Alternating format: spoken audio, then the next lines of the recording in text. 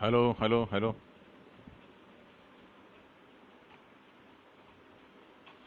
Hello, Gargi. How are you? My voice is clear.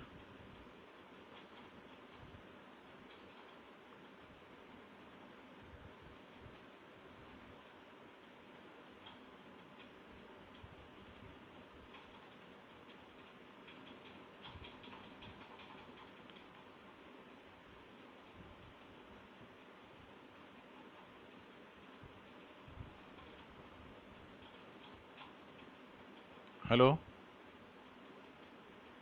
Where is Gitu?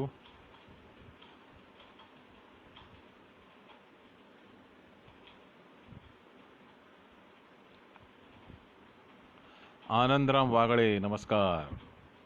कैसे हैं? हाँ, I appeared on screen.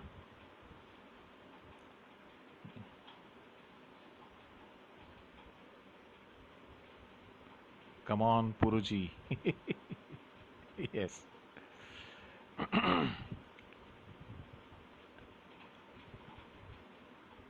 Hello hello Geetu, किती वाजता सुरू करूया? ॲक्च्युली आय हॅव अपियर्ड ना, म्हणजे it's live have been started I think.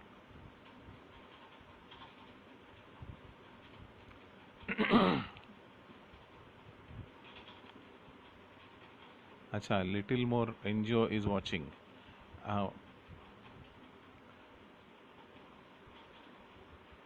आप मुझे कहेंगे ना स्टार्ट करने को?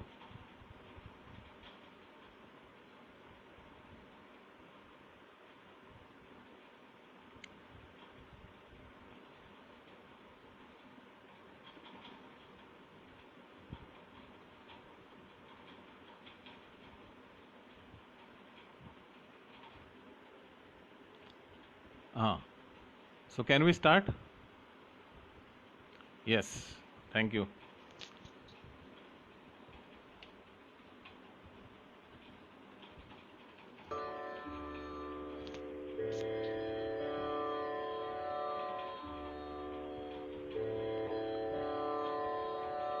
गुरुर्ब्रह्मा गुरुर्विष्णु गुरुर्देवो महेश्वरः गुरु साक्षात् परब्रह्म तस्मै श्री गुरवे नमः.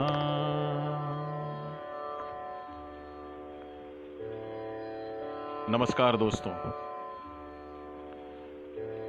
लिटिल मोर के इस एफबी लाइव में आप सबका स्वागत. आप सब लिटिल मोर के सभासद हैं, कुछ दोस्त भी हैं, कुछ और भी लोग ये प्रोग्राम देखेंगे. एक्चुअली ये मेरे आज के यहाँ आने का मकसद आप सबको एक मनोरंजन की दुनिया में लेके जाना है, क्योंकि आई एम अ एंटरटेनर. मैं मराठी फिल्म इंडस्ट्री से हूँ, मराठी नाट्य सृष्टि से हूँ, और बेसिकली मैं एक चित्रकार भी हूँ. तो मैं आपको मेरे साथ लेके जाऊंगा मेरी दुनिया में. लॉकडाउन में हम लोग सब अपने अपने घर में अपने अपने मुकाम पे ठहरे हुए हैं. यहाँ से बाहर नहीं जा सकते, क्योंकि मन से बाहर जा सकते हैं ना, घूम के आ सकते हैं. तो मन की एक रंजन की दुनिया में मैं आपको ले जा रहा हूं. मैं चित्रकार हूं, यानी मैं अप्लाइड आर्टिस्ट हूं, कमर्शियल आर्टिस्ट हूं. मेरा एजुकेशन जो है वो जे इंस्टीट्यूट ऑफ अप्लाइड आर्ट से हुआ है. ये वीटी स्टेशन के सामने टाइम्स ऑफ इंडिया के बगल में जो इंस्टीट्यूट है, जे इंस्टीट्यूट ऑफ अप्लाइड आर्ट, वहाँ से मेरी अप्लाइड आर्ट की परीक्षा में शिक्षा हुई है. कमर्शियल आर्ट का डिप्लोमा हुआ है. उसके पहले मैं यूनियन हाई स्कूल में था खेतवाड़ी के, और उसके पहले मैं ह्यूम हाई स्कूल में था 7वीं तक। मेरे 8वीं और एसएससी गिरगांव के खेतवाड़ी में हुए हैं। मेरा बचपन और मेरी जवानी गुजरी है मुंबई के स्लम्स में। कामाटीपुरा नाम का एक एरिया है भायखला नागपाड़ा के बगल में, वहाँ मैं पला बड़ा हूँ। और ये जो कामाटीपुरा है, यहाँ वैसे दिखने में तो स्लम्स है मुंबई के, मगर बहुत ही उस ज़माने में ऐसा कल्चर था एक वहाँ पे कि मैंने उस कल्चर को अपनाया बचपन से फिर जवानी तक। कि जब मुझे समझने लगा, मैं इस दुनिया से वाकिफ़ हुआ, तब मुझे पता चला कि हम ऐसे एरिया में रहते हैं, ऐसे विभाग में रहते हैं कि जो लोगों की नज़र से बहुत ही नीचा है। वो एरिया था भी वैसा, कामाटीपुरा अभी भी है। उसके surrounded by red light area, Muslim area, और बिलो पॉवर्टी लेवल के लोग वहाँ ज़्यादातर रहते थे, कामगार लोग रहते थे। मगर हमारे जैसी भी कई फैमिलीज थी जो अपने अपने बिजनेस के लिए, बिजनेस पर्पस के लिए वहाँ पे रहती थी। हमारी शॉप्स थी वहाँ पे। तो हमें घर से बहुत रिस्ट्रिक्शन भी था, कैसे लोगों से मिलना, क्या मिलना, ये वो सब करके हम वहाँ बड़े हो गए। एजुकेशन भी वहाँ से ही हुआ। ह्यूमा स्कूल बगल में भायखला में थी, फिर खेतवाड़ी में यूनियन स्कूल। अब जब जे इंस्टीट्यूट ऑफ अप्लाइड आर्ट में हम आए, तब हमें वहाँ पे कुछ ऐसे संस्कार मिले कि जो वहाँ हमारे डीन थे, हणमंते सर थे, फिर हमारे वाइस डीन दामू केंकरे जी थे। दामू केंकरे मराठी नाट्य सृष्टि के बहुत बड़े डायरेक्टर थे, और वहाँ पे वो वाइस डीन थे। और प्रोफेसर भी हमें जो वहाँ मिले, वो भी अच्छी शिक्षा देने वाले में सबसे, आप जिनको पहचानते हैं आप लोग, शांताराम पवार जो हमारे गुरु थे, उन्होंने हमारे जो गुण थे हमारे, राइटिंग का गुण था, संगीत का, नाटक का, वो सब उन्होंने हमें देखा और उन्होंने परस्यू किया वो गुण। और हमें ऐसा उन्होंने ये किया कि आप कंसंट्रेट करो राइटिंग में। तो वहाँ से मुझे पता चला कि मैं अच्छी तरह से लिख सकता हूँ, मैं कॉपी राइटिंग कर सकता हूँ। और पवार सर ने जो हमारे पूरे ग्रुप को अपनाया नज़दीक से, और उन्होंने हमें ऐसी शिक्षा दी कि दुनिया से हम कैसे अपनी कला को पेश करना है, कैसे रिसीव करना है, अच्छी अच्छी चीज़ें कैसे क्रिएटिव लेवल पे रिसीव करना है, वो सब हमें उन्होंने एक नज़रिया दिया हमारे जीवन को पूरे, पवार साहब ने, पवार सर ने। तो वो हम लेते लेते ऐसे हमें पता चला कि हम नाटक कर सकते हैं, फिल्मों में हमारा इंटरेस्ट है। एक चीज़ें हमारी, या मंडली सादर कोरिया नाम की एक संस्था भी थी जिसके वो प्रेसिडेंट थे। तो सर ने हमको जो रास्ता दिखाया, उस रास्ते पे हम हमेशा चले। दामू केंकरे सर है, हणमंते सर, फिर राजाध्यक्ष सर हमारे पवार सर साहब के बहुत ही क्लोज थे। वो भी बाद में डीन बने, और जब डीन बने तब भी हमें कॉलेज में उन्होंने बुलाया। कॉलेज से हमारा बहुत ही अच्छा गहरा संबंध रहा। उस वक्त खाम्बेकर सर हमारे थे, पाड़ेकर सर थे, नावेलकर करके एक सर थे। बहुत सारे प्रोफेसर लोग ऐसे थे कि जिनकी हम लोग कांटेक्ट में आखिर तक रहे। आज भी हमारा उनके साथ बहुत ही अच्छा ताल्लुक है।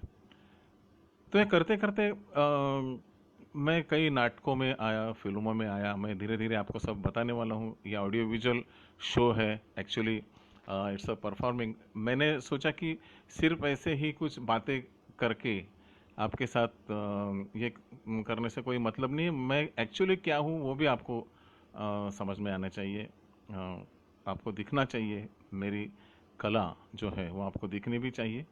तो मैंने सोचा कि ऑडियो विजुअल भी प्रेजेंटेशन इसमें मैं दे दूं।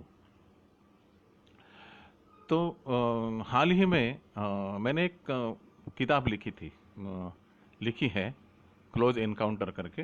वो ये वो किताब है, मराठी में है, और इसे बहुत ही बड़ी पूना के राजहंस प्रकाशन नाम के प्रकाशन ने इसे पब्लिश किया है। उसमें मैंने जो अभी कहा था कामाटीपुरा का जो मैंने जिक्र किया, तो उसमें से वो कई कैरेक्टर्स कामाटीपुरा के इस किताब में एक एक व्यक्ति रेखा उनकी है, मैंने लिखी है। और वो 2 साल पहले मैंने उसको लिखना शुरू किया। एक उसका इंसिडेंस ऐसी हुआ कि मैं बॉम्बे सेंट्रल की तरफ से जा रहा था मेरे कुछ काम के लिए। तो मैंने वहाँ से गुजरता नागपाड़ा, जो हमारा पहले मैं जहाँ रहता था वहाँ का एरिया जो है, वो वहाँ से मैं गुजर रहा था। तो वहाँ पे मैंने देखा कि अलेक्जेंड्रा टॉकीज नागपाड़ा में एक खड़ी है कामाटीपुरा के नाके पे, और वो बहुत ही पुरानी टॉकीज है, बहुत ही पुरानी अभी हुई भी है। तो वहाँ पे कुछ अंग्रेजी पिक्चर लगते थे हमारे ज़माने में अलेक्जेंड्रा टॉकीज में, और ऐसे ऐसे अंग्रेजी पिक्चर लगते थे जो कहीं पे देखने नहीं दिखाई नहीं देते थे। कुलाबा या उस तरफ जाना पड़ता था, मेट्रो या कहीं और जगह। तो वो नंदू वाकड़े अभी ज्वाइन हुआ है हमें।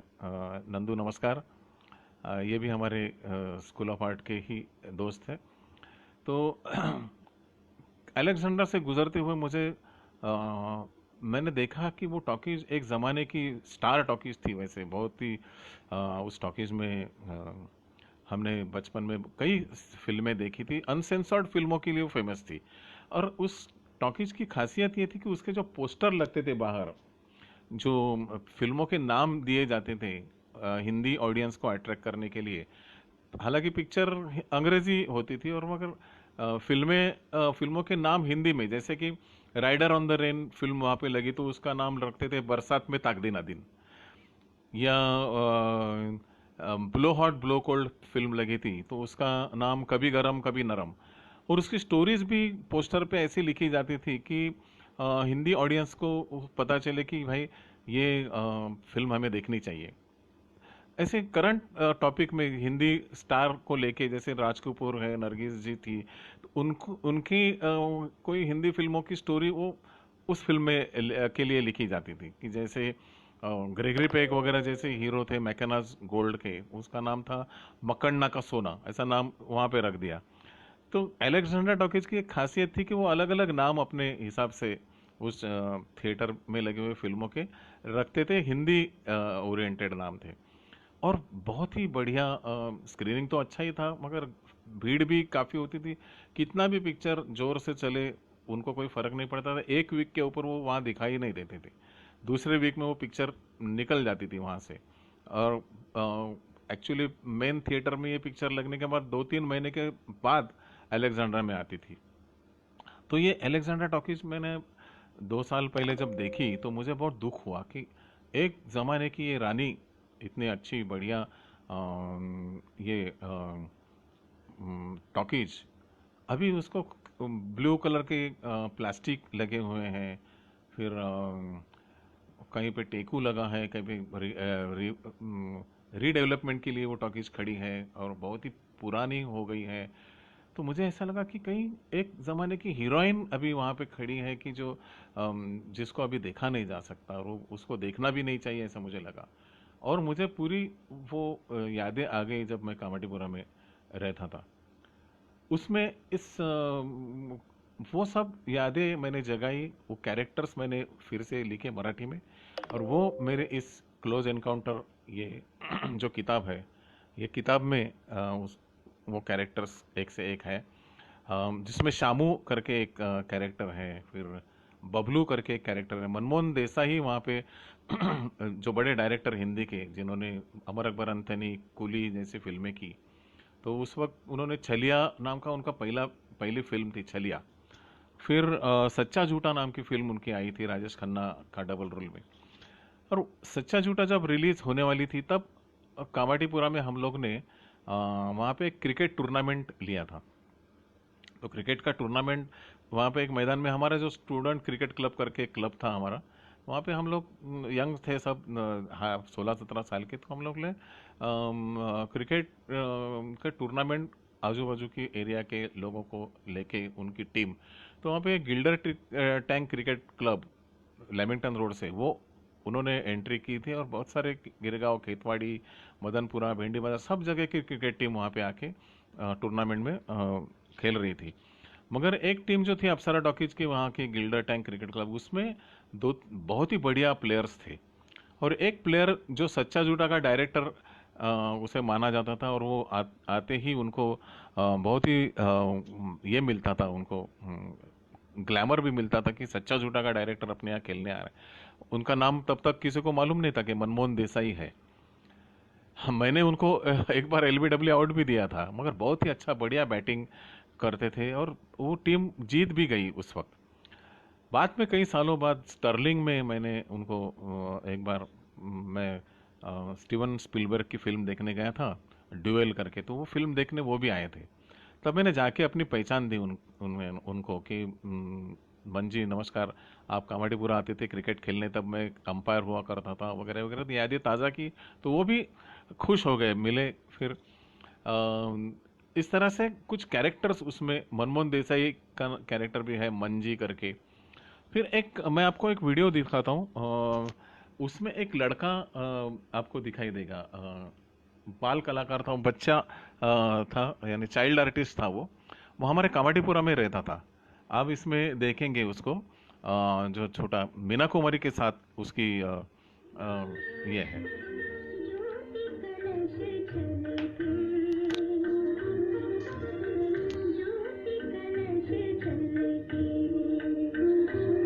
ये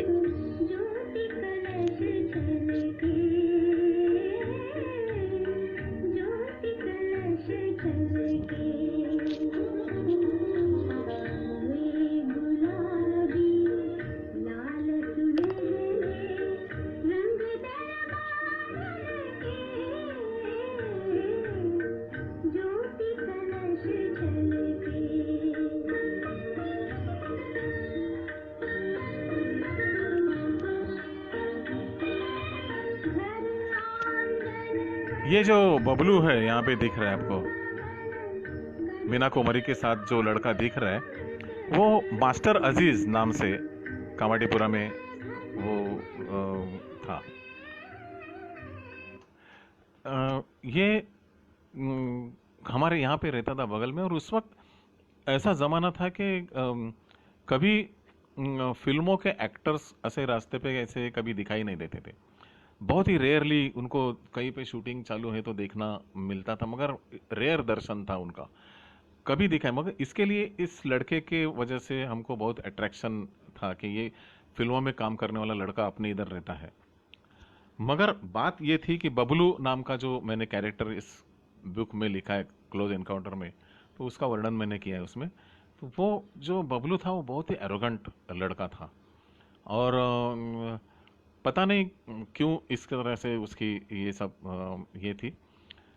एक्चुअली एक बार मैं और मेरा दोस्त हमारे कामाटीपुरा छट्टी गली में एक स्टेशनरी की दुकान थी, तो वहाँ पे उस दुकान में वो कुछ किताबें वगैरह लेने हम लोग जाते थे, तो मैं भी गया मेरे दोस्त के साथ। तो बगल में देखा तो वो बबलू खड़ा है, ऐसा बहुत ही मोटा सा ऐसा लड़का, और चिकना गोरा गोरा ऐसा। और उसको देख के मैंने पहचान लिया कि ये फिल्म मासूम या भाभी की चूड़िया और फूल और पत्थर उस वक्त लगी थी, उसमें ये काम करता है। तो मैंने उसको देखा, उसने भी मुझे देखा। मैंने मेरे दोस्त को बुला रही है तो बबलू है अपने बाजू में खड़ा है। तो हुआ क्या, उसने मेरे को देखा और फिर बोला वो कंपास मुझे चाहिए। जो कंपास हमने ली थी वो कंपास उसी ने भी मांगी। तो मैंने कहा कि ये हमने लिए, तो बोला नहीं नहीं वो आप दूसरी ले लो, ये मुझे चाहिए। तो स्टेशनरी के दुकानदार को उसने बोला कि नहीं ये मुझे चाहिए, इसके नहीं मैं ले लूँगा। और उसने मेरे हाथ से खींच के उसको पैसा दिया और निकल गया वो। ये थोड़ा एरोगेंस लगा मुझे, बोले ये ऐसा क्यों। फिर हम लोग जा रहे थे, फिर मैंने देख देख घूर घूर के हम लोग उसको देख रहे थे और बातें कर रहे थे आपस में, यही वो लड़का है ये वो का। फिर वो पास आया हूँ हमारे और बोला कि क्या देख रहे हो। बोला नहीं ऐसे ही, आप फिल्मों में काम करते हैं ना। हाँ हाँ, तो फिर नहीं ऐसे ही हमने आपकी फिल्म देखी है। तो फिर तुम्हारे बाप का कुछ खाता हो क्या। अरे मैंने मैंने वो कहा कि अरे भाई ये ऐसी क्यों बात कर रहे हैं, हम तो आपको अप्रिशिएट कर रहे हैं। मैंने उस वक्त उस जमाने की बातों में उसके साथ बात की। तो चल चल निकल पतली गली से खसक, मुझे देखने की कोई जरूरत नहीं है। तो मैं बोला अरे ऐसे क्या। तो उसको इतना गुस्सा आया, पता नहीं क्यों हमको उसने ढकेल दिया। तो हम दोनों थे साथ में, मैं और मेरा दोस्त। तो हमने भी उसको पीछे से जाके धक्का दिया और वो गिर गया। गिर गया तो वैसे हम लोग हमारे मोहल्ले में तब तक आ चुके थे, चौथी गली पांचवी गली तो, और मस्जिद के वहाँ पे पांचवी गली में एक मस्जिद थी, वहाँ पे उनका वो वहीं पे रहता था। तो उसको ऐसा लगा कि इसके आगे अगर मैं जाऊंगा तो झगड़ा हो जाएगा बड़ा और मुझे भारी पड़ेगा। तो ये इस तरह से कुछ ऐसे वाकया हुआ कि जो जिंदगी भर मैं भूला नहीं, कि एक अप्रिशिएट करने में गया था और इस तरह से जवाब क्यों दिया। बाद में इस स्टोरी में मैंने कथा में लिखा है, वो रियल स्टोरी थी कि उसका वो जो एरोगेंस था ये वो सब उसको भारी पड़ गया बाद में, क्योंकि वो गुंडागर्दी में वो निकल गया, फिर स्मगलिंग में पकड़ा गया, बहुत बुरी हालत हो गई उसकी। तो ये इस तरह से कुछ लोग कैरेक्टर्स जो देखे वो उस किताब में मैंने लिखे। शामू नाम का एक हमारा दोस्त था, शामू, और क्रिकेट में वो ओपनिंग बैटिंग करता था मेरे साथ। लंबे बाल थे और थोड़ी सी फेमिनाइन उसकी हरकतें लगती थी, बात भी क्या रे बाला, वो मुझे बाला कहते थे, बाला आता है ना क्रिकेट खेलने को, चलना जल्दी, बहुत टाइम लगा रहे तू, इस तरह से वो बात करता था। मगर बहुत ही नेचर का बहुत ही अच्छा था और क्रिकेट में माहिर था। एक ऐसी बैटिंग थी उसकी, एक छक्का जो अगर मारता था तो इतना सुपारी जैसा बॉल वो दिखता था आकाश में। तो हम लोग की टीम में बहुत ही ये था। बाद में धीरे धीरे मुझे उसका कुछ एक्चुअली उसका क्या प्रोफेशन था क्या था वो मुझे कुछ पता नहीं था। एक बार उन्होंने, हम लोग सब एक दूसरे के त्योहार पे अपने अपने घर दोस्तों को बुलाते थे, तो उसने हमको एक बार उसने भी बुलाया कि बाला तू मेरे घर आएगा होली को। मैं बोला क्यों नहीं आएगा, आऊँगा ना। कहाँ रहता है तू? मैं ओमा को एड्रेस मालूम है, ओमा के साथ तू आ जाना। तो ओमा करके हमारा एक दोस्त था, उसके साथ मैं होली में उसके घर जाने के लिए हम लोग निकल गए। और नाके पे शुक्लाजी स्ट्रीट, कामाटीपुरा के नाके पे एक 96 नंबर का एक रेड लाइट एरिया में उसका घर था। तो मैं चौंक गया, अरे ये यहाँ कहाँ रहता है? तो उमा बोलता हाँ यहीं पे रहता है वो। हम लोग को जीना चढ़ के ऊपर गए, स्टेयरकेस चढ़ के, और अंदर देखा तो बहुत ही अलग माहौल मुझे लगा। कुछ लड़कियां और मेकअप करके आई थी, एक बाई थी, एक वो मालकिन थी उस कोठे की। ये एक्चुअली कोठा था। और सब लोग तैयार होके होली के लिए जब बाहर आ गए वो लड़कियां, फिर उसमें से और एक लड़की जो चेहरा पहचान सा लगा वो शामू था, श्यामा बन के आया था। तो तब मुझे पता चला कि शामू एक किन्नर है। मैंने कुछ रिएक्ट नहीं किया, मगर वो शामू को बहुत बढ़िया लगता था कि मैं उसके घर आया। और उसने अपने मालकिन से पहचान करा दी कि ये बाला है, बहुत ही होशियार लड़का है और हमारे नाके पे जो दुकान है सेठ का, उस सेठ का लड़का है। तो मैंने भी कहा नहीं अम्मी जान ये बहुत ही बढ़िया क्रिकेट खेलता है, शामू बहुत अच्छा है। तो अम्मी जान ने कहा कि अरे मगर उससे पेट थोड़ी भरने वाला है, ये ध्यान नहीं देता अपने धंधे पे। तो मुझे पता नहीं चला उसका क्या धंधा है। वहाँ पे हम लोग ने दूध वगैरह पी के जिलेबी खाई, हमको बहुत ही बढ़िया उन्होंने मेहमान नवाजी की, और हम लोग वहाँ से निकल गए। तब मुझे पता चला कि ये इसका क्या है।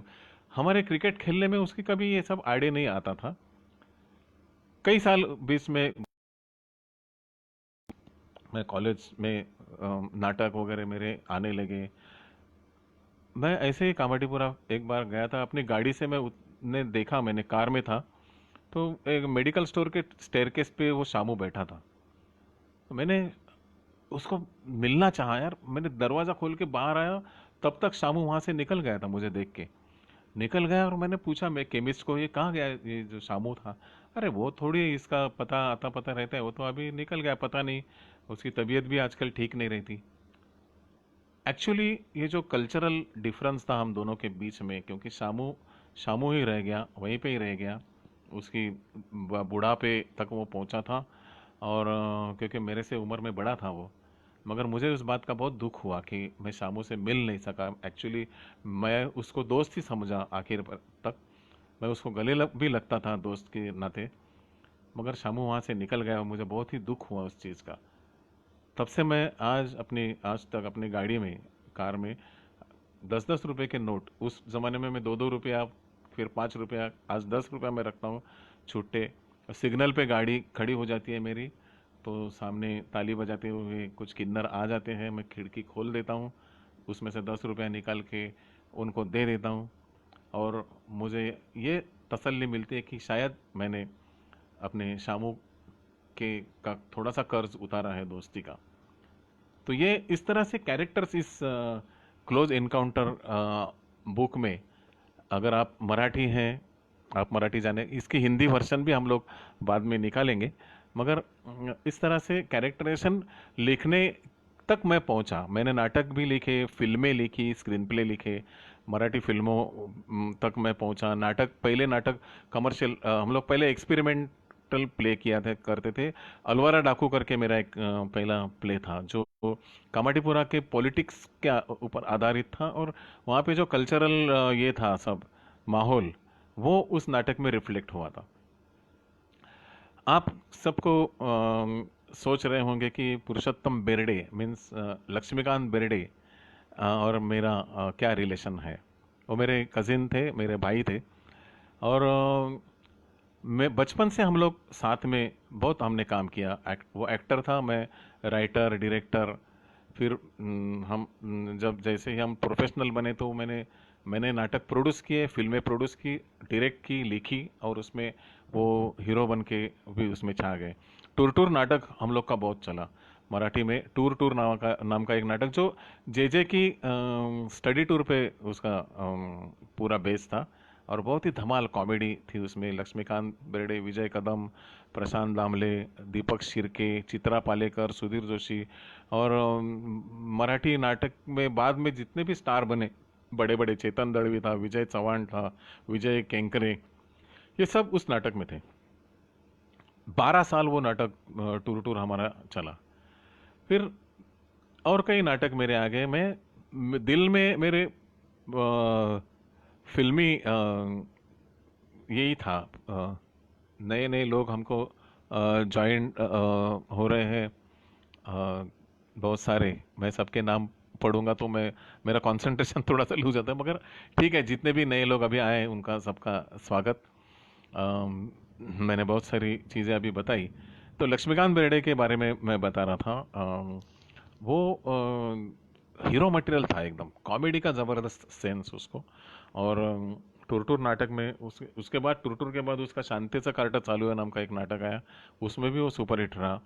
टुरटुर उसका पहला कमर्शियल हिट था लक्ष्मीकांत का। बाद में नाटक करते करते वो महेश कोठारे की पहली फिल्म धूम धड़ाका, उसमें अशोक सराफ, लक्ष्मीकांत बेर्डे, शरद तळवलकर साहब, महेश कोठारे वगैरह ये सब लोग थे उसमें। वो फिल्म भी ज़बरदस्त हिट हुई। मुझे भी फिल्म करनी थी। मैंने फिर बाद में एक सोचा एक स्टोरी, और उसके ऊपर मैंने खुद एक फिल्म प्रोड्यूस की जिसका नाम था हमाल दे धमाल। मराठी में वो बहुत बड़ी हिट थी, 89 की फिल्म थी वो। और मैं आपको उसका एक गाना बताऊंगा, जो जिसमें लक्ष्मीकांत बेर्डे ने टाइटल सॉन्ग उसका किया था। इसका संगीत था हमाल दे धमाल का अनिल मोहिले जी का, और गीत लिखा था विवेक आप्टे करके मेरे एक दोस्त है, उन्होंने लिखा था। और हम लोग की बहुत बड़ी सीटिंग्स होती थी उस फिल्म के लिए, म्यूजिक के लिए, शूटिंग के लिए, प्लानिंग, प्रोडक्शन, ये वो सब। मराठी फिल्म मेरी पहली थी। और गाने उसके बहुत सुपर हिट हुए, क्योंकि म्यूजिक का सेंस मुझे पहले से ही था। और मेरे नाटक में मैंने जितने भी नाटक किए वो भी म्यूजिकल ही थे। तो वो जितना मैंने किया था काम, तो वो एक्सपीरियंस मुझे जो था, वो एक्सपीरियंस के तौर पर मैंने ये अनिल मोहिले जी के साथ म्यूज़िक का बहुत सारा वर्क करके कई अच्छे गाने हमने उसमें किए थे। तो ये एक गाना मैं आपको बताता हूँ, जो लक्ष्मीकांत बेर्डे का था।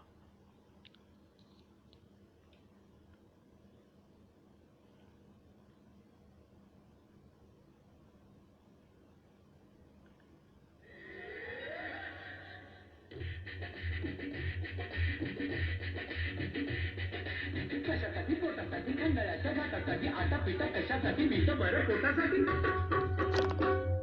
अरे बजरंगाची कमाल हमाल दे धमाल हमाल दे धमाल हमाल धमाल हमाल धमाल दूध जरा वाट करा संभाल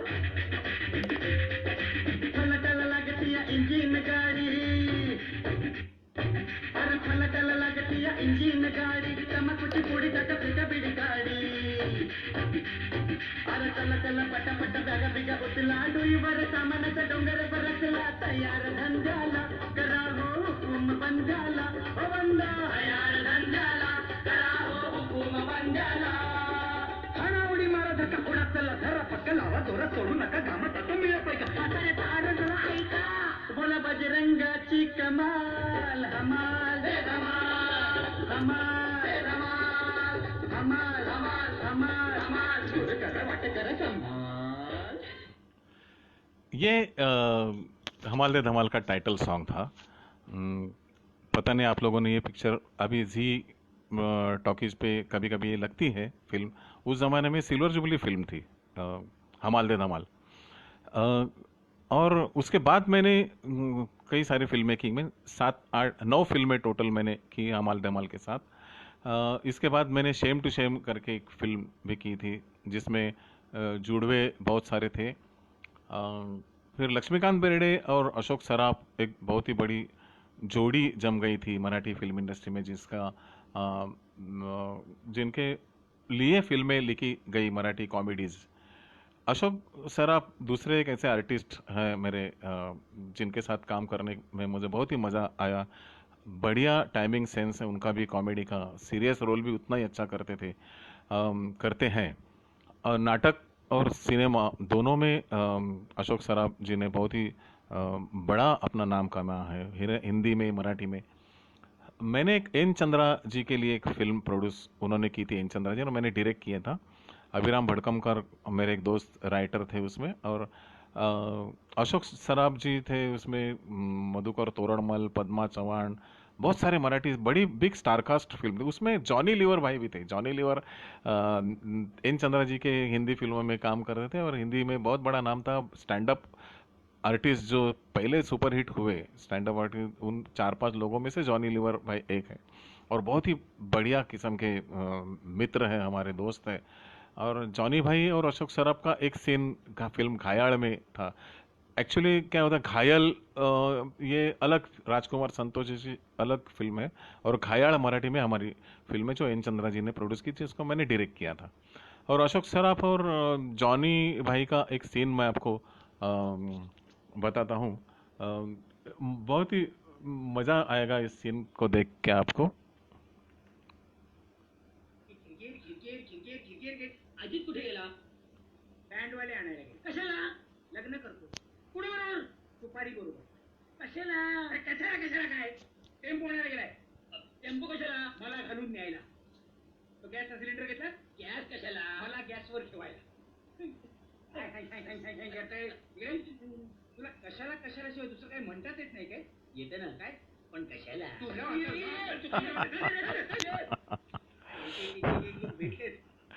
ये छोटा सा सीन मैंने आपको दिखाया इस फिल्म का, मगर बढ़िया उनकी पूरी इसमें अजिंक्य देव थे, कविता लाड जो मराठी की जानी मानी अभी एक्ट्रेस है, वो उसकी वो पहली फिल्म थी कविता लाड की। उसका ऑडिशन वगैरह लेके हमने उसको कास्ट किया था। कविता हार्डली कुछ एकांकिका वगैरह उसने की थी, नाटक में भी काम नहीं किया था उस वक्त उसने। तो वो सब फर्स्ट टाइम अप्रोच उसका था। और जिस तरह से वो ऑडिशन देने आई थी, किताबें वगैरह हाथ में लिए, और मिस्टर पुरुषोत्तम बेर्डे आपका इथे तुम्हीच आहात का म्हटलं? येस, हां, मला जरा तुम सिनेमासाठी मी इथे बोलवलेलं आहे मी वगैरह, इस तरह से उसका जो अप्रोच था वो देख के मैंने कहा कि भाई इसकी ऑडिशन तो हो गई, या हमारी हीरोइन सिलेक्ट हो गई। तो इस तरह से कभी कभी मज़ा आता है इस फिल्मों में, कभी कभी ऐसे वाक़यात हो जाते हैं। एक्चुअली फिल्मों का म्यूज़िक जो है, हिंदी फिल्मों का या मराठी फिल्मों का, मैंने बचपन से गाने बहुत सुने हैं, फिल्में बहुत देखी हैं, तो एक जहन में ये पूरा भर गया था, वो मेरे अपनी फिल्मों में रिफ्लेक्ट हुआ। मेरे मेरे फिल्मों के गाने भी बहुत ही 101 बढ़िया निकले हैं आगे भी। हमाल दे धमाल के तो सभी सुपर डुपर हिट थे। मेरे म्यूज़िक का शौक मुझे यहाँ तक था कि मैं कुछ ना कुछ बजाता भी बचपन से आया। नवरात्रि में ढोल काठी, गरबा डांस में मज़े। अचानक एक दिन मेरे हाथ में ढोल आ गया तो मैंने बजाना शुरू किया और मुझे बजाने आने लगा। उसके पहले मैं टेबल वेबल कहीं पे भी बर्तने वगैरह बजा के टाइम पास करता था, मगर मुझे पता चला कि मैं रिदम एक्चुअली भी बजा सकता हूँ। तो नवरात्रि में मैं इस तरह से बजाता था कि 100 200 हजार लोग उसके ऊपर नाचते थे, झूमते थे। और लक्ष्मीकांत बेर्डे बहुत ही बढ़िया डांस करता था नवरात्रि में, तो हम दोनों को मिलके कहीं पे ऑर्डर भी आते थे कि कल भाई हमारे इधर आप दोनों आ जाइए, 1 घंटा बजे हम पैसा देंगे। तो नवरात्रि में हम लोग उस वक्त पैसा भी कमाते थे कहीं पे जाके बजा बजा के। तो ये सब रिदम का, म्यूजिक का शौक। कॉलेज में एक बार मेरा मुझे ऐसा एक दोस्त मिला सदानंद बांगर करके, कि उसका भाई शिवानंद आर डी बर्मन और लक्ष्मीकांत प्यारेलाल जी के रिकॉर्डिंग में रिदम बजाता था। और उसको उसका जब रिकॉर्डिंग कहीं पे होता तो सदानंद को पता चलता था कि भाई यहाँ पे फेमस में ये है वो है। तो हम रिकॉर्डिंग भी कॉलेज को बंक करके रिकॉर्डिंग, बहुत सारे लोग तो कॉलेज को डांडी मार के बंक करके फिल्में देखने जाते हैं, हम लोग रिकॉर्डिंग देखने जाते थे। तो एक दिन ताड़देव के फेमस स्टूडियो में, छोटे फेमस स्टूडियो में, हमको पता चला कि वहाँ पे लक्ष्मीकांत प्यारेलाल जी का टेक है, रिकॉर्डिंग है। तो मैं और सदानंद हम लोग वहाँ गए। तो सदानंद जिसकी पहचान से हम लोग गए, तो उसने कहा था कि अब दरवाजे पे ऐसे खड़े रहो कि वहाँ पे हिलो मत ज़्यादा, अगर हिलोगे तो किसी को पता चलेगा और बाद में आपको हकाल देंगे वहाँ से। तो मैंने कहा कि हाँ नहीं नहीं नहीं, क्यों, हम लोग अच्छी तरह से खड़े रहेंगे वहाँ पे। और वैसे हम खड़े भी रहते थे और चुपके से वहाँ पे रिकॉर्डिंग चल रही। सामने देखा तो लक्ष्मीकांत जी हारमोनियम पे थे और सामने किशोर कुमार बैठे थे। किशोर दा को वो लक्ष्मी जी गाना सुनाते थे। गाना कौन सी फिल्म का था, क्या था, हमको कुछ पता नहीं था। प्यारे भाई वहाँ पे म्यूजिक अरेंज करते थे और कर रहे थे, और यहाँ पे वो गाना सीख रहे थे। वो गाना मैं आपको थोड़ा सा गा के दिखाता हूँ, संभाल लीजिए। मैं इतना अच्छा गायक तो हूँ नहीं, मगर मैं ट्राई करता हूँ। वो गाना आज तक मेरे दिमाग में है, बाद में वो सुपर डुपर हिट हुआ। वो गाना ये था, हाँ हाँ सच्चाई छुप नहीं सकती बनावट के असूलों से, के खुशबू आ नहीं सकती कभी कागज के फूलों से। मैं इंतजार करूं, मैं दिल निसार करूं, मैं तुझसे प्यार करूं, हो मगर कैसे एतबार करूं। झूठा है तेरा वादा, वादा तेरा वादा, वादा तेरा वादा, वादा तेरा वादा, वादे पे तेरे मारा गया बंदा मैं सीधा साधा, वादा तेरा वादा, वादा तेरा वादा, वादा तेरा वादा, वादा तेरा वादा। ये किशोरदा गाना गाते थे और वहाँ पे प्यारे भाई उसका म्यूजिक कंपोज करते थे। और वो गाना आज तक मैं भूला नहीं। अभी मैंने आपको गा के दिखाया, क्योंकि उस वक्त पता नहीं था कि वो कौन से फिल्म का गाना था। दुश्मन फिल्म का गाना है। वो बाद में पता चला कि जब ये गाना रिकॉर्ड आ गया और उसकी रिकॉर्ड आ गई मार्केट में, फिर हमने तो बोला अरे यही गाना हमने इसकी रिकॉर्डिंग सुनी थी। क्योंकि वहाँ पे चुपचाप ऐसे खड़े थे हम लोग कि जरा हिले भी नहीं, अगर हिलते थे हमको बाहर निकाल देते थे। इस तरह से और कई हमको लीक होती थी सदानंद के पास कि भाई आज फिल्म सेंटर में एस डी बर्मन है। हम लोग वहाँ पे निकल जाते थे और चुपचाप ऐसे सेम दरवाजे पे खड़े रह के, ना हिलना ना झुकना, पहले पैरों को कुछ ऐसे रोंगटे खड़े हो जाते थे कभी कभी कि भाई हिल भी नहीं सकते थे। तो वहाँ रोंगटे खड़े होने वाले की बात थी। सामने बेड रिटर्न थे एच डी बर्मन, सचिन देव बर्मन वहाँ पे लेटे हुए थे, बीमार थे बहुत, उनकी बहुत पुराने संगीतकार थे, मगर आज भी आराधना की वजह से उनको बहुत सारा काम मिल रहा था और टॉप पे थे उस वक्त वो भी। और सामने पंचम दा, उनका बेटा, म्यूजिक अरेंज कर रहा था, और बासु मनोहरी दा उनके जो असिस्टेंट है, वो म्यूजिक का स्कोर चल रहा था। गाना था तेरी निंदिया रे, तेरी बिंदिया रे, आए हाय तेरी बिंदिया रे। ये अभिमान का गाना, बाद में हमको पता चला कि ये फिल्म अभिमान का गाना मोहम्मद रफ़ी साहब और लता मंगेशकर गाने वाले थे, मगर वहाँ पे साउंड म्यूजिक ट्रैक चल रहा था और डमी सिंगर गा रहे थे। बाद में पूरे दिन में हम लोग रात तक वहाँ पे खड़े रहे, मोहम्मद रफ़ी साहब आ गए, लता दीदी आ गए और गाना टेक हुआ। फिर ये इस तरह से कई गाने हमने उस 2-3 साल में जाके रिकॉर्डिंग उनकी देखी। ये जब ये संस्कार थे बेसिकली हमारे पर। मैंने कोई मुझे जैसे मैंने शांताराम पवार जी हमारे एडवर्टाइजिंग के गुरु थे, दामू केंकरे नाटक के गुरु थे। जैसे मैंने फिल्मों में, अगर मैं हमाल दे धमाल के पहले मैं डायरेक्ट फिल्म डायरेक्टर बनना नहीं चाहा, मैंने असिस्टेंट करके राजदत्त जी मराठी के बहुत बड़े डायरेक्टर, उनके साथ मैंने 6 वाह सच क्या स्टॉलवर्ड्स, यस, बड़े बड़े लोगों के साथ मैंने काम किया। फिर गिरीश घाणेकर जी बहुत बड़े मराठी के डायरेक्टर के, उनके साथ मैंने 1.5 साल असिस्टेंट करके काम किया, चौथा असिस्टेंट। मुझे सीखना था, मैं चौथा हूँ या 5वां हूँ उसमें मुझे कुछ नहीं था। मेरे ऊपर 3 लोग थे जो बाद में हमाल दे धमाल में मेरे असिस्टेंट बने। मगर मैं एक नाटक में सक्सेसफुल डायरेक्टर था, उनको बहुत टेंशन आया था कि भाई पुरुषोत्तम बेर्डे चौथा असिस्टेंट बन के आ रहे हैं, तो हम उनको काम कैसे बताएंगे। मैंने पहले दिन उन सबका टेंशन निकाल दिया, दोस्ती की सबसे, और बाद में अपना काम तो चला लिया, क्योंकि मुझे डायरेक्टर बनना था, मुझे एक्सपीरियंस चाहिए था। बाद में 2 साल बाद मैंने हमाल दे धमाल अनाउंस की और फिल्म डायरेक्ट की। उसके बाद इसी एक्सपीरियंस की वजह से मेरे फिल्मों के गाने, शेम टू शेम फिल्म उसके बाद मैंने जो की, तो वो फिल्म में, उस फिल्म में जुड़वे थे बहुत सारे, 100 ट्विंस हमने कहीं कहीं से जमा किए थे। इसमें एक सिचुएशन बहुत अच्छी थी और गाना भी बहुत बढ़िया था, वो मैं आपको सुनाता हूँ।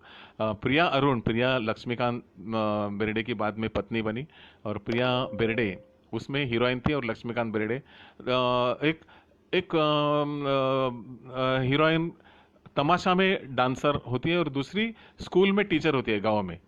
तो ये जब एक दूसरे के जगह पे बाय मिसप्लेस हो जाते हैं कि तमाशा की तरफ स्कूल टीचर जाती है और स्कूल टीचर की तरफ तमाशा वाली जाती है, तो क्या मैस हो जाता है, क्या गड़बड़ हो जाती है, उसकी सिचुएशन इस गाने में आपको दिखाई देगी।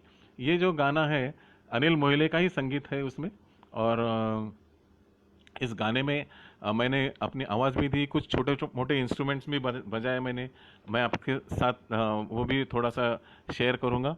और ये गाना गाया था उत्तरा जी केड़कर, बहुत बड़ी सिंगर हैं, और कोरस भी थे, मेरा भी उसमें थोड़ा सा आवाज़ बाद में था। तो ये गाना और हम सुनते हैं अभी।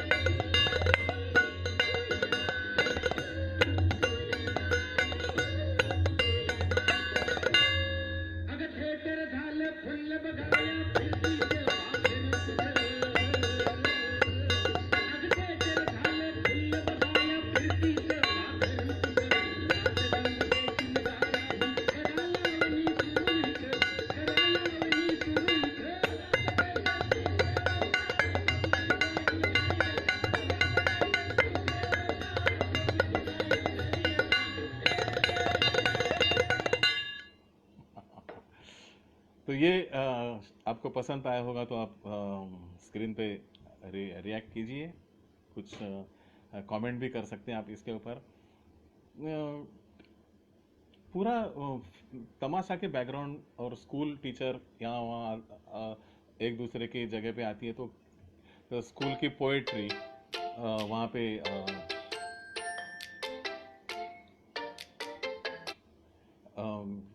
पोएट्री वहाँ पे आ जाती है। फिर यहाँ से तमाशा टीचर कुछ अलग ही कर रही, इस तरह से वो धमाल सिचुएशन पे वो फिल्म थी।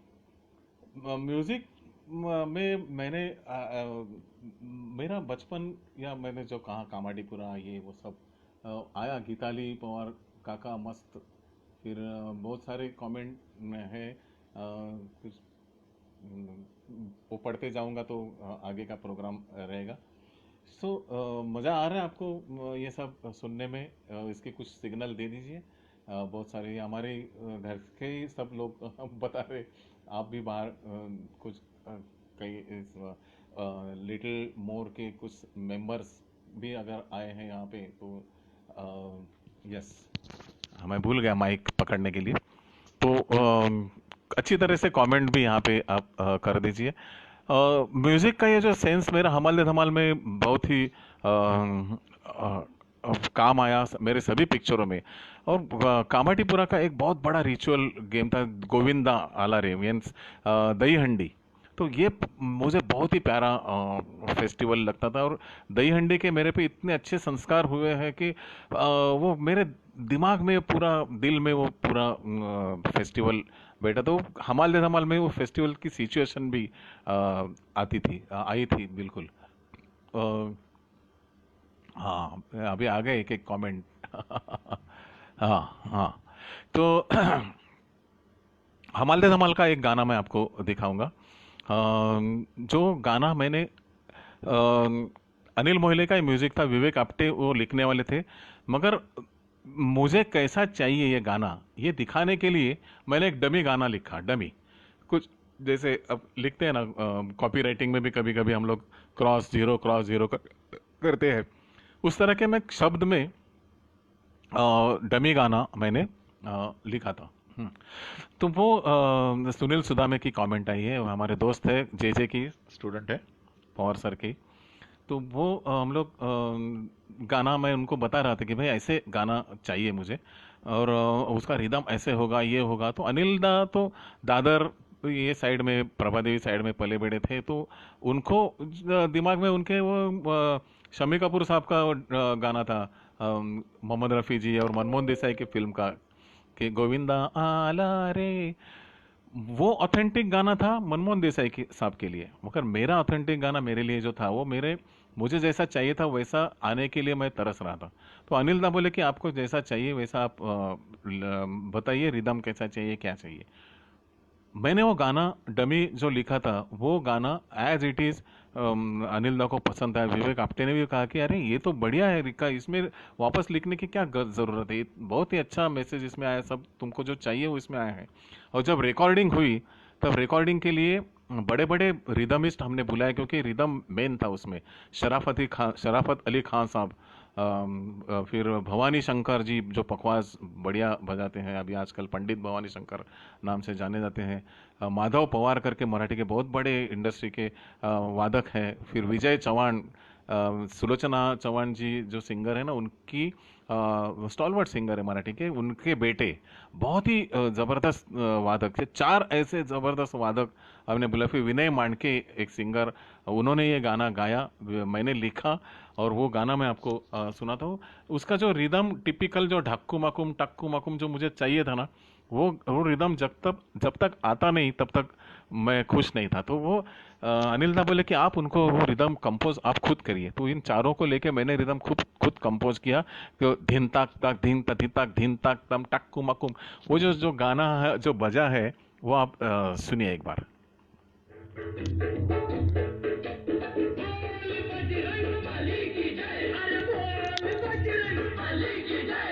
ढक्कुमकुम टक्कुमकुम ढक्कुमकुम टक्कुमकुम ढक्कुमकुम टक्कुमकुम ढक्कुमकुम, गोविंदा रे गोपाळा, अरे गोविंद अरे गोपाळा, खिडकीतल्या ताई अक्का वाकू नका, पुढं वाकू नका, 2 पैसे देतो मला भिक्षावून टाका. खिडकीतल्या ताई आता वाकू नका, पुढं वाकू नका, 2 पैसे देतो मला भिजवून भिक्षावून टाका. टाका. पागोटा गुलाबी शेला, चिंट्या दादा गेला, जीव झाला वेडा. लाल लाल पागोटा गुलाबी शेला, चिंट्या दादा गेला, जीव झाला वेडा. अरे 1 2 3 4, अमलपुऱ्यातली पोरं हुशार. 1 2 3 4, अमरपुऱ्यातली पोरं हुशार. गोविंदा आला रे आला तो अमलपुरेवाला. गोविंदा. आला रे आला तो अमलपुरेवाला. ये गोविंदा का जो गाना हम लोग शूट कर रहे थे, 6 दिन लगा इस गाने की शूटिंग को. इतना बड़ा माहौल जनरली उस ज़माने में 1 दिन में या 2 दिन में मराठी गाना पूरा फिनिश हो जाता शूट होके, मगर मुझे 6 दिन लगे, क्योंकि मेरे जहन में दिमाग में जो गाना जैसे मुझे चाहिए था, जब तक वैसा नहीं आता तब तक मैं इसको कंप्लीट नहीं समझूंगा, क्योंकि प्रोड्यूसर भी मैं ही था, डायरेक्टर भी मैं ही था, लिखा भी मैंने था, और अनिल दा ने मुझे फुल फ्रीडम दिया था इस गाने रिकॉर्ड के लिए. तो इस तरह से जब हम लगान से कोई काम करते हैं, जितनी भी फिल्म इंडस्ट्री में आज तक जिन्होंने इतना अपना तन मन धन उसमें इन्वॉल्व करके जितना भी काम किया है, कभी वो फेल नहीं जाता, कभी वो उसका सक्सेस. आज उस फिल्म को 30 साल हो गए समझो, 35 साल हो गए उस फिल्म को, 30 साल से ज़्यादा. फिर भी हमारे धमाल के गाने आज लोगों की ज़बान पे है, जहन में है, प्यार करते हैं हमसे, बहुत ही उसका रिस्पॉन्स देते हैं. एक और जैसे लक्ष्मीकांत बेर्डे, अशोक सराफ, हमारे मराठी के लोग, हमने मेरे साथ बड़े बड़े आर्टिस्ट ने काम किया. नाटक में मैंने किया. फिर बाद में 2000 लास्ट 20 साल हो गए, जाऊबाई जोरात करके एक मराठी नाटक मैंने किया था. उसमें बहुत सारे लोग मेरे साथ, मकरंद अनासपुरे, मंगेश देसाई, और सबसे बढ़िया कार्टून क्वीन जिनको हमने नाम दिया था, निर्मिति सावंत, बढ़िया एक्टिंग की थी उसमें इन सब लोगों ने. और it was a first multi media show Jaubai Jorat. मैंने उसको लिखा था, डायरेक्ट किया था, म्यूजिक मैंने किया था, light set everything was done by me. तो वो नाटक इतना सुपर डुपर हिट हुआ कि 2000 के ऊपर उसके शो हो गए. मंगल गानी दंगल गानी करके एक मैंने म्यूजिकल शो किया था. झपाटा करके एक ऑर्केस्ट्रा मैंने डायरेक्ट किया था. फिर उसके बाद एकदम 20-30 साल के बाद मैंने trends in Indian film music करके एक पहला मल्टीमीडिया इंटरनेशनल शो मैंने डिज़ाइन किया था. इसमें सब ये मेरे गाने बजाने का जो एक्सपीरियंस है वो सब काम आ गया. मैंने एक फिल्म में, जैसे मैंने आपको कहा कि बड़े बड़े आर्टिस्ट ने, मराठी नाटक में मैंने नए नए लोगों को इंट्रोड्यूस किया, मगर फिल्मों में मैंने बड़े बड़े एस्टेब्लिश लोगों के साथ काम किया है. जैसे अशोक कुमार, दादा मुनि. मैंने एक फिल्म में जमलो हो जमलो करके मैंने एक मराठी फिल्म की थी, उसमें दादा मुनि थे, अशोक कुमार थे. और इतने सीनियर बुजुर्ग आर्टिस्ट, उस वक्त वो ऑलमोस्ट 90 क्रॉस उन्होंने किया था, अशोक कुमार जी ने. और जब उनकी कास्टिंग हुई, सतीश कुलकर्णी करके प्रोड्यूसर थे, उन्होंने ये कास्ट मुझे डायरेक्ट करने के लिए न्योता दिया था. तो हम लोग दादा मुनि को मिलने गए, किशोर कुमार जी को. और तो वो काम करने के लिए राजी तो थे, मगर क्योंकि मराठी में काम करना भी चाहते थे वो, और एंजॉय करते थे लाइफ अपना. About 90 he was. और फिर भी उनकी उम्मीद, उनको ये सब ये था. तो मैंने दादा मुनि को कहा, दादाजी आपकी, दादा मुनि साहब आपकी जो रेलगाड़ी झुक झुक झुक झुक झुक झुक झुक झुक बीच वाले स्टेशन करे रुक रुक रुक रुक रुक रुक, धड़क फड़क लोहे की धड़क, धड़क फड़क लोहे की सड़क. ये जो गाना है, पहला रैप हिंदी में आया, वसंत देसाई साहब ने इसका म्यूजिक किया था. और वो मैं चाहता हूँ उस गाने को. और उस गाने के ऊपर मैंने अपने नाटक का एक टूर नाटक में उसका मैंने, आप कॉपी समझो या इंस्पिरेशन समझो, मैंने क्या कि टूर निघाली क्षणात इकडे क्षणात तिकडे टूर निघाली. ये गाना मैंने टूर का दादा मुनि के उस गाने के रेलगाड़ी पे बेस किया था. मगर इस फिल्म में मैंने दादा मुनि को कहा कि दादा मुनि आप इसमें एक गाना गाइए ना, आप बहुत ही बढ़िया सिंगर हैं, किशोर कुमार जी के आप इंस्पिरेशन हैं, और इंडस्ट्री में बिगिनिंग में जो जब पिक्चर है, सॉरी, हाँ हाँ हाँ, यस यस, हाँ गीताली, हाँ, हो आता धरला माझ्या लक्षात आलं. हां हां, परत बोलू का सगळं? हं. हेलो, बीच में ये गाना होने के बाद मैंने जो बोला वो अशोक कुमार जी की यादें मैंने बताया कि बड़े बड़े फिल्म स्टारों के साथ मैंने काम किया, नाटक में नए नए लोगों के साथ काम किया, मगर फिल्मों में अशोक कुमार जी एक मेरे फिल्म में थे, दादा मुनि साहब. और उसमें जैसे आशीर्वाद फिल्म में दादा मुनि साहब का जो गाना था, रेलगाड़ी रेलगाड़ी रेलगाड़ी झुक झुक झुक झुक झुक झुक झुक झुक, बीच वाले स्टेशन बोले रुक रुक रुक रुक रुक रुक रुक रुक, धड़क फड़क लोहे की सड़क धड़क फड़क.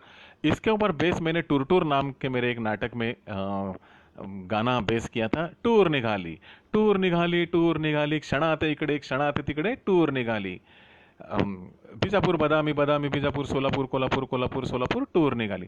तो मैंने दादा मुनि को कहा कि दादा मुनि जी, आप इतने बड़े सिंगर भी रहे एक ज़माने में, जो जब फिल्में बोलने लगी, जब गाने लगी, तो उस ज़माने के पहले जो सिंगर थे उनमें से आप भी थे, तो क्यों ना एक गाना आपकी आवाज़ में इसमें करें. तो मैंने, अभी तो मेरी गाने की उम्र नहीं है, मैं डायलॉग बोलूँगा, ये बोलूँगा, पहले तो मुझे मराठी बोलने का टेंशन है, ऊपर से मुझसे गाना मत गवाओ.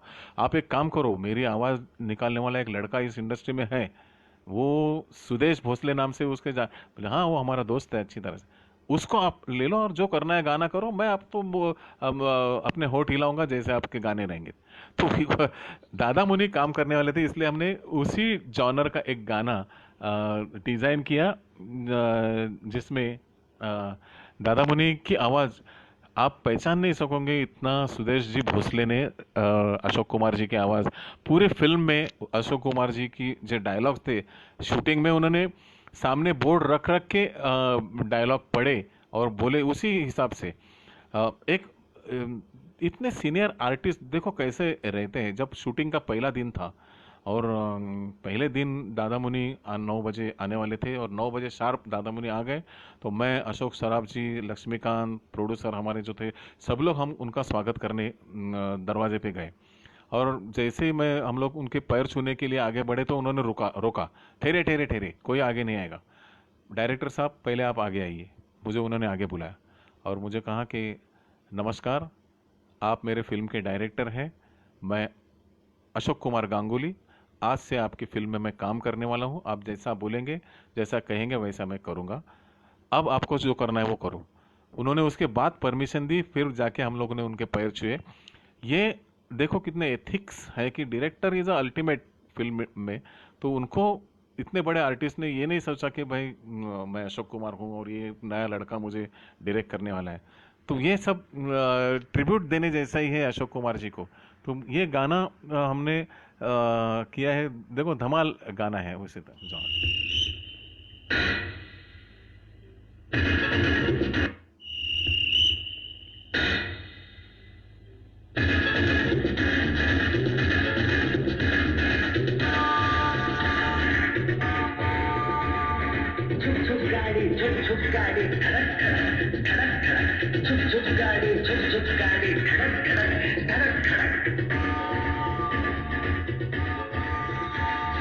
बंगाली बाबू पखाचा चंबू, काळात त्याच्या गुलाब जांबू, आजो टिकरी गुजराती छोकरी, डिस्को दांडिया टिपरीवर टिपरी, तुम्हारे पुत्र आजा भीतर, आदर माझा जानी मित्र, अय्यो अप्पा मारतो गप्पा, करूया त्याला काढाचा डप्पा, का हो बिटवा तिकीट कटवा, जागा त्याला प्यारे थोडी, चंदा स्वामी आला तुम्ही, दूर निघाली झुक झुक गाडी, झुक झुक गाडी, झुक झुक गाडी, धडक धडक धडक धडक, झुक झुक गाडी, झुक झुक गाडी, धडक धडक धडक धडक.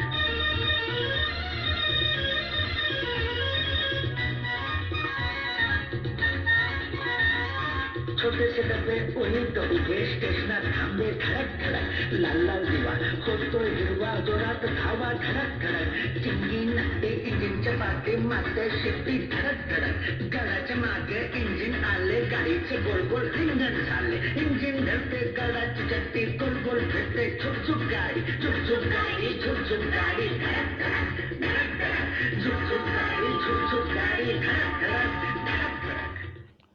दादा मुनि उस फिल्म में उनका आधे घंटे तक उस फिल्म में वो रहते थे, फिल्म थे उस उनका शूटिंग एक 8 दिन तक शूटिंग हुआ है, गाना ये वो सब इतनी मज़ा हम लोग ने की उनके साथ। मीन्स मज़ा मीन्स बहुत ही सीनियर, मगर उन्होंने ये सब बीच में कुछ रखा नहीं था गैप। हमारे साथ का खाना खाते थे, हमारे साथ गपशप करते थे, अपनी यादें बताते थे। किशोर कुमार जी के बारे में तो बहुत ही सेंटिमेंटल थे। एक दिन ऐसा हुआ कि हम लोग दादा मुनि का जो बर्थडे की डेट आ गई तो हम लोग ने तैयारी की कि बहुत जोर से मनाएंगे। हमारे सामने इतना बड़ा स्टॉलवर्ड आर्टिस्ट है, तो उनको कहीं से भनक लग गई कि मेरे बर्थडे की पार्टी या कुछ डेकोरेशन ये वो सब होने वाला है। तो उन्होंने मुझे बुलाया, मुझे और लक्ष्मीकांत को बुलाया और बताया कि भाई मैं कुछ साल हो गए मैं अपने बर्थडे करता नहीं हूँ, सेलिब्रेट नहीं करता, तो आप भी मत करिए, सिर्फ शुभेच्छा दे दीजिए, मैं कल आऊँगा तो ये सेलिब्रेशन वगैरह मत कीजिए। बोले तो मैंने क्यों दादा, मैंने क्यों नहीं करते आप? तो उन्होंने कहा कि नहीं, ये जो मेरी बर्थ डेट है वो हमारे पूरे गांगुली फैमिली में बहुत ही मायूस बर्थ डेट है कि कई साल पहले मेरी बहन इसी तारीख को गुजर गई और अभी हाल ही में कुछ साल पहले मेरा भाई किशोर इसी तारीख को गुजर गया। तो ये मैं तब से मैं बिल्कुल सेलिब्रेट करता ही नहीं था। अभी तो और ही ये हो गया, तो आप भी मत करिए। हमने सुना, क्योंकि अगर इमोशनल ये था उसमें, तो दादा मुनि का हमने बर्थडे सेलिब्रेट नहीं किया। मगर 90 years, 60-70 years career Hindi film industry की, और इतने एथिक्स, इतनी ज़बरदस्त भूमिकाएं उनकी, ज्वेल थीप देखो या कानून फिल्म देखो या कहीं भी कोई भी दादा मुनि की फिल्म देखो, आपको ऐसा लगेगा कि वो कैरेक्टर है, दादा मुनि नहीं है।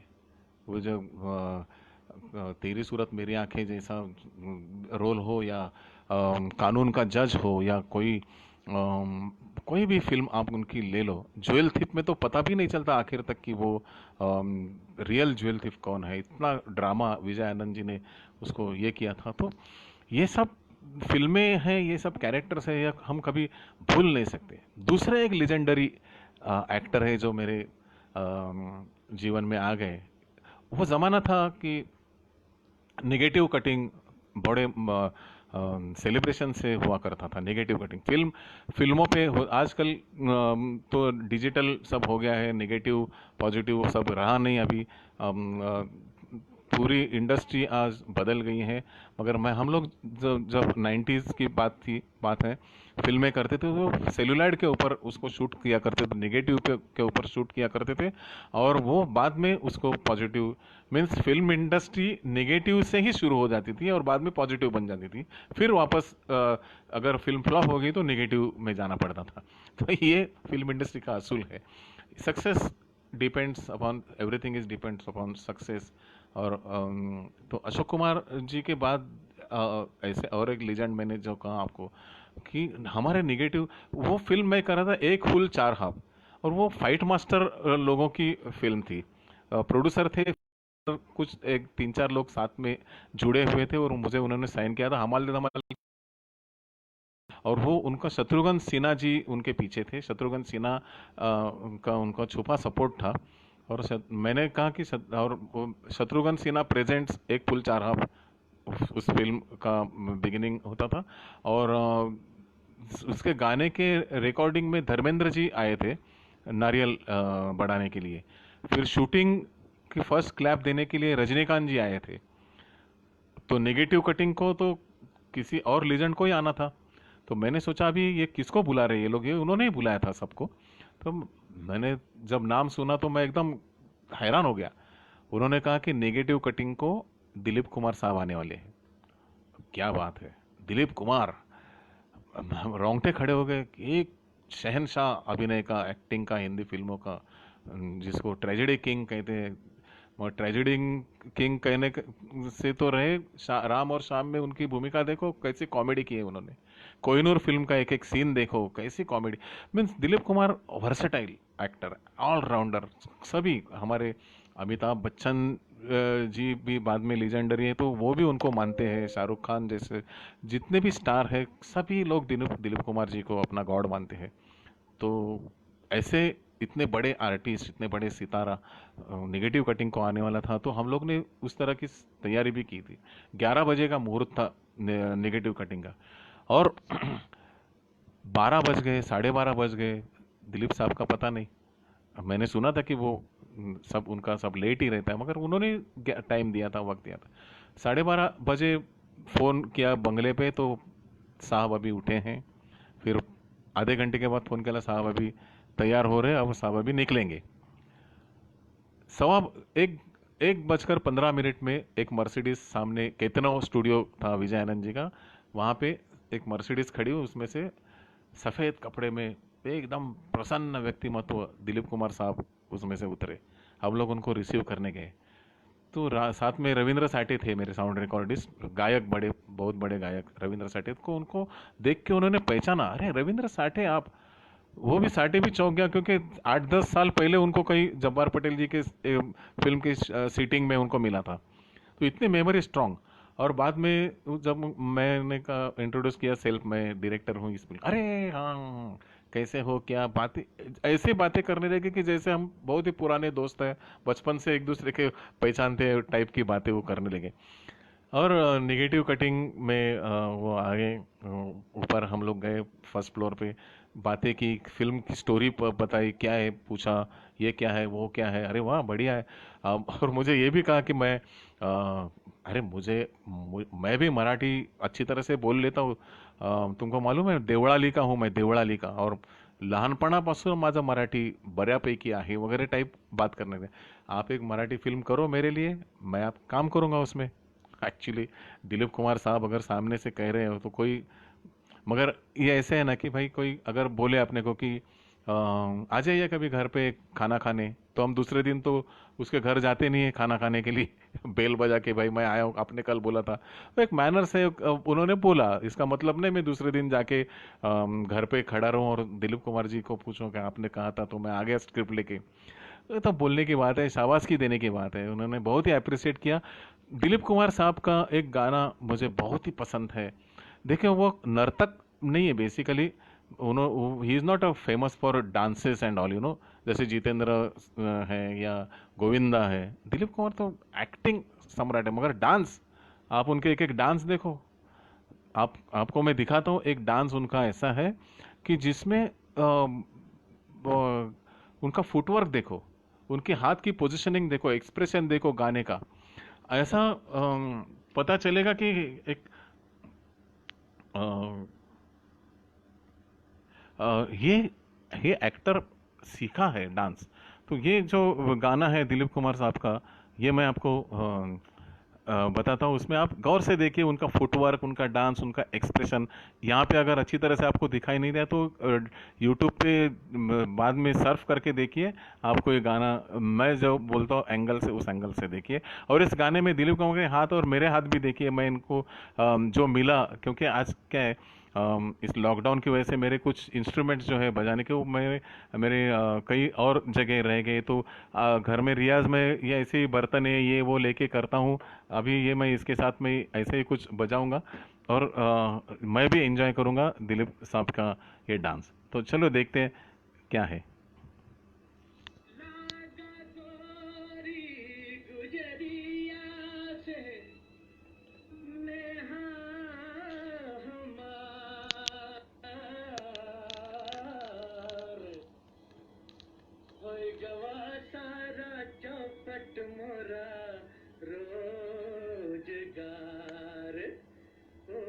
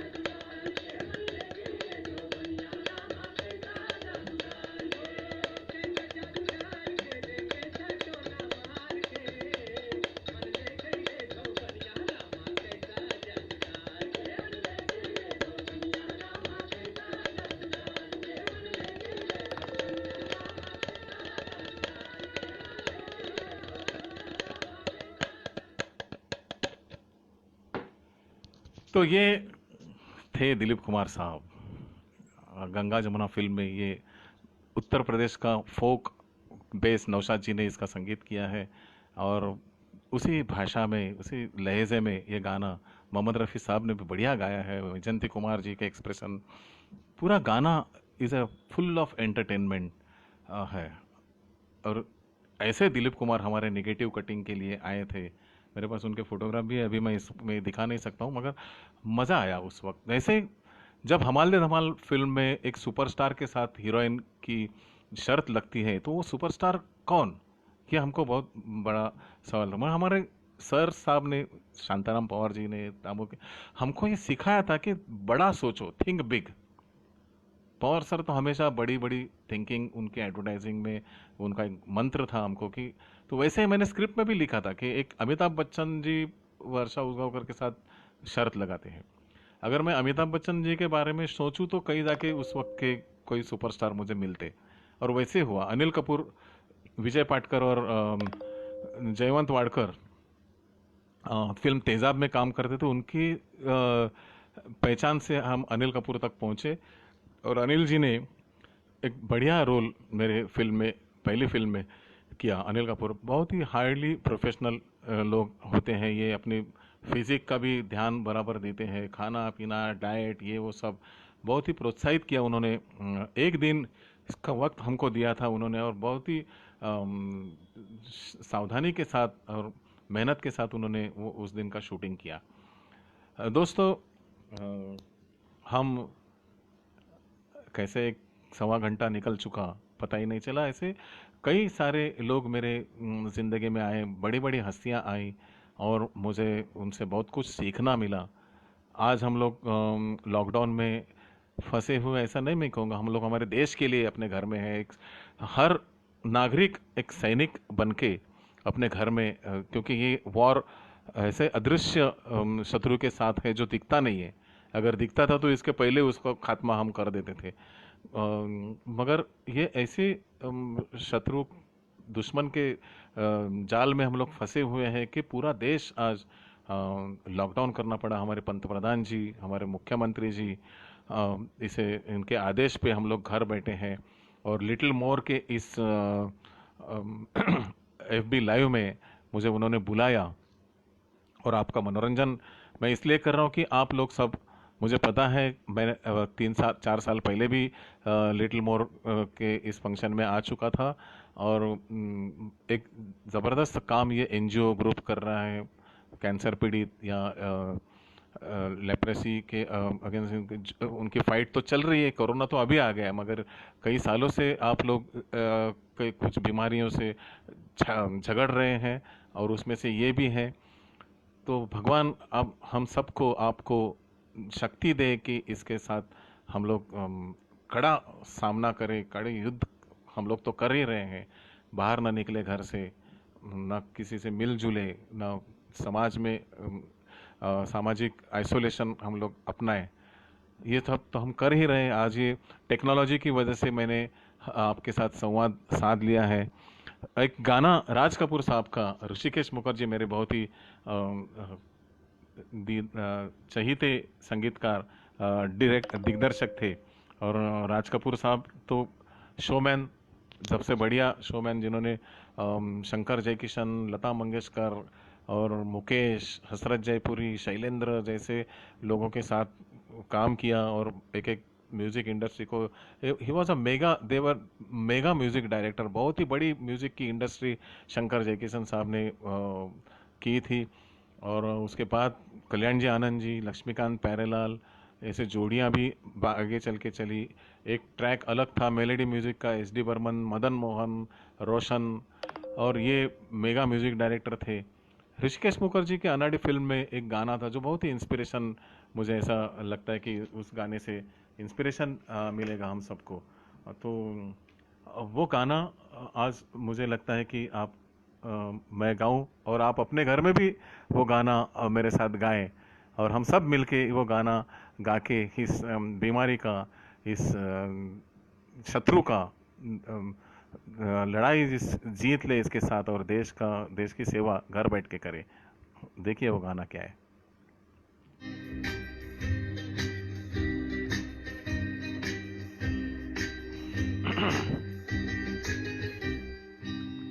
किसी की मुस्कुराहटों पे हो निसार, किसी का दर्द मिल सके तो ले उधार, किसी के वास्ते हो तेरे दिल में प्यार, जीना इसी का नाम है।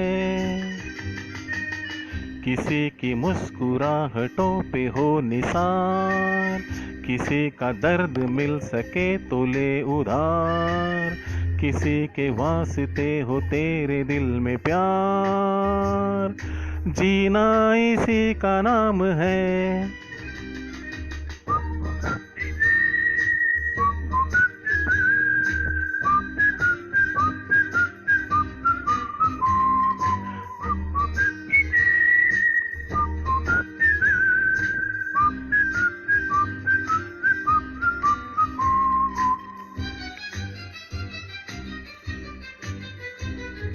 माना अपनी जेब से फकीर हैं, फिर भी यारो दिल से हम अमीर हैं।